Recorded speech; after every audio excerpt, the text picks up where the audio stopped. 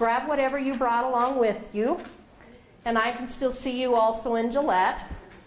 What I'm wanting you to do is we're going to actually just kind of, through hands, if you would please identify groups or types of documents that we brought. So for example, some of you may have just literally got, yes ma'am? You said program outcomes? Program requirements. Thank you, sorry. Did I again? Just making sure I grabbed the wrong stuff. Yeah, homework assignment, yes. Some of you might have just reached for your catalog. There is a catalog that recently was updated from Enrollment Services. So we actually have, and I should probably be within the screen. Actually, I just realized you guys can't see us.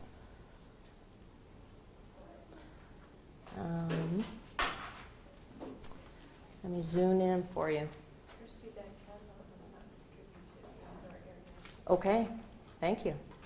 So some of my participants in the room would have it, though, from Enrollment Services. Sharon?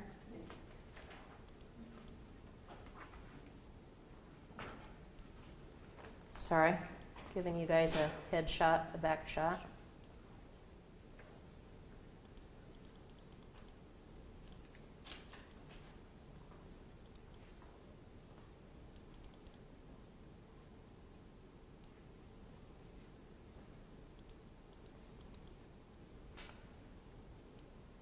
So what I was trying to illustrate is the type of catalogs that have been distributed on our campus. Again, we probably don't print in your preference often enough, but we need to realize and respect how often changes occur within our district. So it's important that you know where your alternative resources are. So there are online catalog, because they're our most current, because these typically have a shelf life of a couple months, and in some cases days. It just depends on the time of year that we've had that opportunity to print it, okay? I guess you guys are still on. Let me actually go back.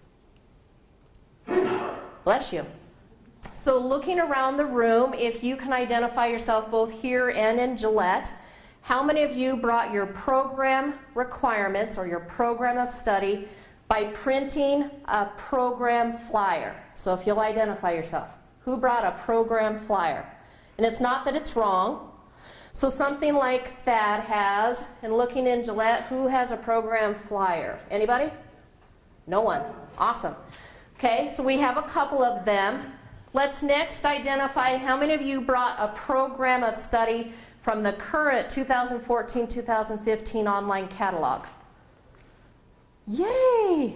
Perfect. Good job, everyone. And so similar to what Travis had shared with us last week, which is why we wanted to actually make this an activity, is we wanted to actually see where you get your resources. So from Travis's presentation, you were informed that it's better for you to actually provide program of studies based on the current online catalog. And this is not a mark on our public information office for our program flyers. They, at the time they're printed, are accurate. So again, here in a few moments, I want to actually engage with you, which is hopefully why you brought a computer, is to make sure your program flyer you have, if you brought one, matches your course catalog. So we'll do that quick activity here in a moment. And then I also have engagement activities and handouts for you. Okay? So let me drop.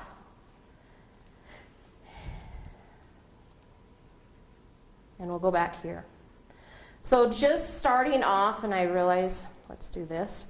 Most of us realize where all of our quick links are. So programs of study available for our colleges, both Sheridan and Gillette, are available in the quick links. Something that you need to be aware of as a faculty advisor, and or if you are an area coordinator or a director, please make sure your program information is up to date. The PIO office, just as busy as you are, does not typically get to see the CNS announcements in due time. It's a priority. So if your website of information is inaccurate, it is your responsibility to contact the Public Information Office. So again, double checking. If you would like, just select any of your programs that you have. I'm going to go ahead and pick Diesel.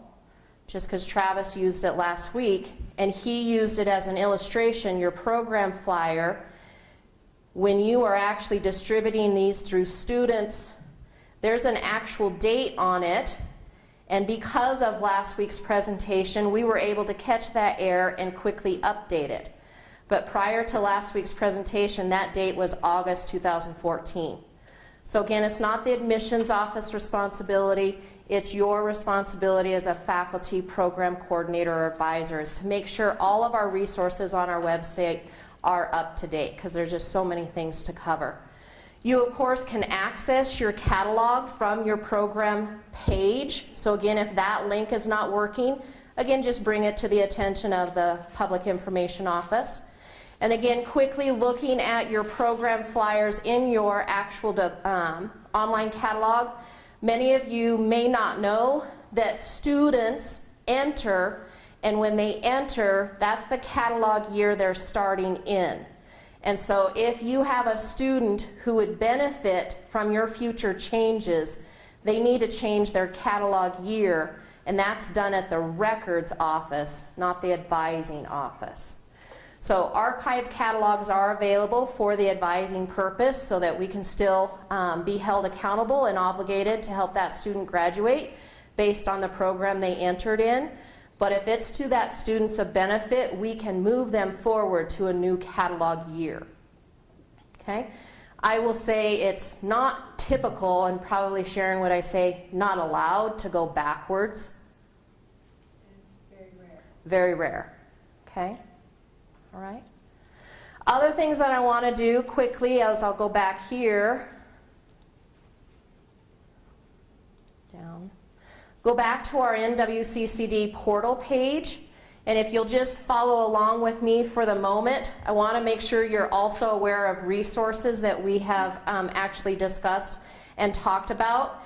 Most of your changes occur in C and S, which is curriculum and standards. If you were not aware of that, that is housed under employee information and housed under faculty information. So if you select faculty information, this particular, what we call constituency page, is edited and authored by Misty Bateman across the district. And so she actively keeps the curriculum and standards site updated.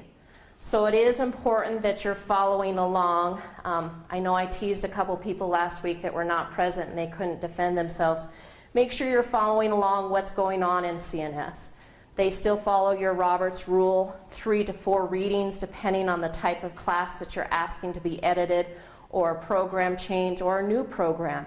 New programs often have to go through a pretty lengthy measurement. They go through all the way to the Wyoming Community College Commission for changes. So I know I'm speaking to the choir in the room, but again, please know and understand how to actually keep yourself updated and aware of what's going on in curriculum and standards. So for example, in the very near future, I think even next week, Beth and I will be talking about placement scores and sequence of remediation. And our courses have changed for the English department for some of those remedial type courses. So we'll be talking about that next week, something you may not have read yet from CNS. Okay? Something else I wanted to make sure, the advising page. So again, I'm a student services office. We're not housed under academia, but we work well with you. Under student services, there is an advising page. So again, resources that are available for you. I have a lot of related links to things that you have frequently asked questions about, but they're there for you because you're not a master of this information. You have these questions randomly throughout the course of the year. So it's important you know that these links and information is always updated for you. Something that I want to bring to your attention too, which we just even added today with the thanks of the content contributors, and this one specifically was Mark Nitschke. I just added this training tab.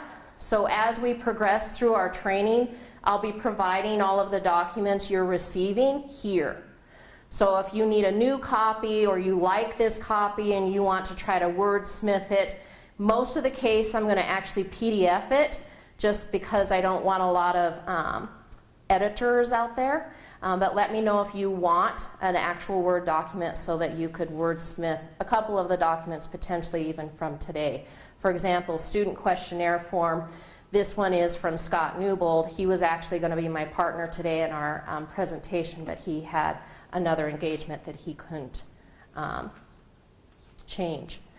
Of course, announcements you'll see, most common documents and forms used in advising, and currently right now are frequently asked questions. So again, just making sure you are aware of all of your resources that are available to you. Last but not least, and depending on what your layout page looks like, so I'm going to really zoom out, is typically you have 3 columns on the portal. So on the columns, typically forms sits out here to your far right. It's typically under your profile. And many of us are not familiar with using that yet, but I want to bring it to your attention. You look for a course substitution form. We're actually going to be talking about what are correct course substitution processes and requests. So our master document location for all of these forms, they are authored by many of us, so there's not just one office using it. So please begin using our forms page on our web page. They're no longer external documents, they're only internal documents. Okay? Does that help a little bit, I hope, as far as becoming familiar with that? All right. Make sure I have not skipped anything. Perfect. All right, so we're going to go back to Kahoot. I want to get you back involved. And I need a log out of Brett's. And I'm sure your questions are much better. I hope. But I'm sure you will razz me just like I razz you. You got to give it as good as you can get. I do. Grew up with 3 brothers. Okay, so just so both campuses understand what we're doing is some of you may have not had your computer docked yesterday. The IT world actually upgraded all desktop and laptop computers of the college last night. So if you have not docked recently, that's why it's asking you to start and reboot your computer, is because now that you're on campus today, it's actually upgrading all of your programs and it will ask you to restart. So if you would restart that real fast, that would be beneficial to you. What's the code again? We're not there yet. It'll be a new code. Yep. Okay. All right. My Kahoots. It's under the menu. Okay, this is really very big. Up at the top, to the left of your name. Ah, thank you. Okay, took me a while to find it. It's like, dang, that looks different on my page. All right. Play.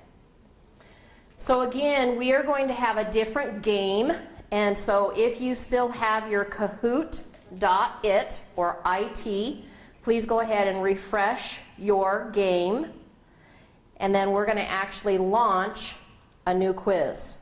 Kirsty, Yes, sir. can you throw that PIN number at us again? You bet. It's going to actually load and give it to us. It's a new pin. Oh. Yep. And so our new pin is 632968. So again, those of you that were not able to join us when Brett was doing this,